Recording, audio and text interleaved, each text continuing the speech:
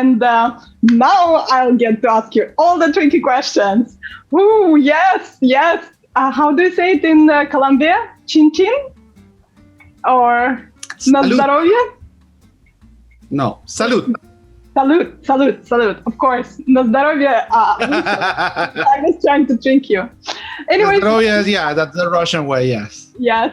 Hello, you guys, and welcome back to my channel. My name is Yasa. I'm a violinist, and I moved from St. Petersburg, Russia to United States, Florida almost 10 years ago now. Can you believe it, Nicholas?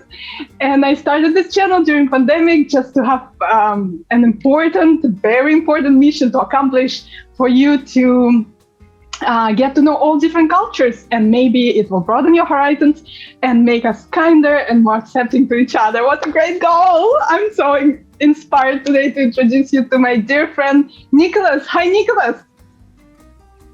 Hello, how are you? Very good, very good. I'm so happy to see you. Well, I have to tell my friends that Nicholas is a great singer, and he is actually from an incredible country, which I can't wait to visit, Colombia. So we're going to talk today about his home country, and he's going to give us both good and bad of his home country, right? Well, yeah. Nicholas, well, when did you move to United States, and when were you in Colombia last time? Do you keep in touch with current situation there on COVID, for example? Yeah. Okay. So I moved here like second half of 98. So I've been here for 21 and a half years. Oh, wow. The last time I was there was about, I think it was 4 years ago. Yeah, the last memory I have was because I was in Colombia when our previous president got elected, to my dismay. So yeah, that was like a little bit more than 4 years ago. But I think, yeah, I think that was the last time I was there. Yeah. Well, do you keep in touch with your family and friends in Colombia? Do you know what's going on with COVID? I know what's going on. Yeah, I have a very good picture. I have like my close friends. There's two of them who still live in Colombia. And I do still read the news and whatnot. So yeah, no, I do have an idea of how bad it is. Yeah. How bad it is? Lay it on to us. Well, let me say, just few minutes ago, a friend of mine just sent like a ranking from Bloomberg, and according to that ranking, those are where is that page? Like 60 something countries, and of those, we are like the third to the last. So, so yeah, no, not doing great.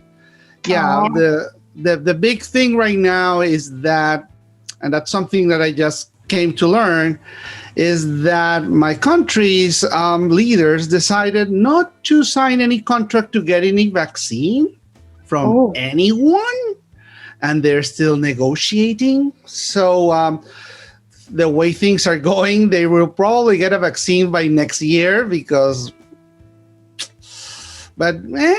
well, yeah, what can you do? Well, so, you know, Russia is always here to help, so get our uncertified vaccine anytime. but yours, I was actually reading about the Russian vaccine, and it supposedly is like 91% effective, which is great. Excellent. So, my mom is about to do it, so let's hope it's true.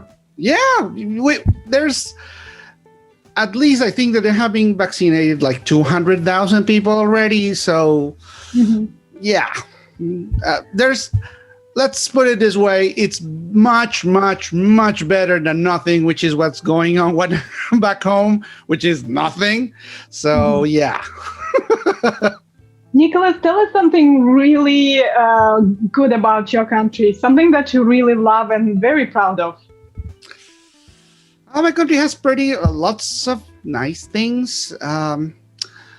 We have, I think that the best thing possibly, because we are geographically in a very special place, we get to have pretty much everything that you could wish on the same place.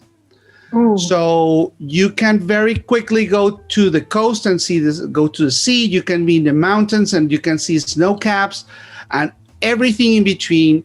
There's jungles. There's plenty of. There's a very large biodiversity, particularly like plants and birds and things like that. And it's a very green country. It's something that you don't realize until you go outside and see that those kinds of greens are not like that easy to find. So that's something that is very, very nice.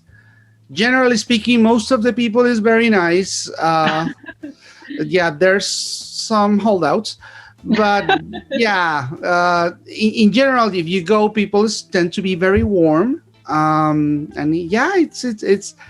It's very obviously I love it because it's home. Yeah. Despite all the things that happen there. I love about Latin countries and Latin culture in general, the culture of dancing. Are you a good dancer, Nicholas? A dancer? Well, I try to. I hope I'm not that bad, but yeah, you basically, it's part of like the culture that you have to learn how to dance. It's part of what you have to do. Mandatory. So yeah. Sure, I try to. I'm probably not the best dancer, but I'm not that bad, I guess. Excellent. Oh, I can't wait for life to get back to normal. So we can go dancing again. Oh, yeah. Well, Nicholas, back to 86. So when you moved to United States, right? Did I remember the date correctly? So what was your first impression of United States that was so different from what you expected initially? Well, it's initially, obviously, see, Latin America is, we tend to be a little bit messy, you could say. So, obviously, when you come here, it's a little bit more orderly in a number of aspects. And you can tell a number of things that, like, culturally, at least people is like better, keeping things a little bit cleaner, like being a little bit more organized. Traffic is a little bit more organized as well. There's like little things that you can tell, like things that work better. Mm-hmm. As time goes by, then you also realize is that, there's some times that work better, but some others is like, I would have expected this to work better, and it doesn't. So, it's a mixture. It's a mixture. Very interesting, Nicholas. Well, are you open to share with us your immigration story? Did you come as a student? Did you come to work, or? My immigration story is actually quite straightforward. There's no mystery there. My father-in-law, he's an American citizen.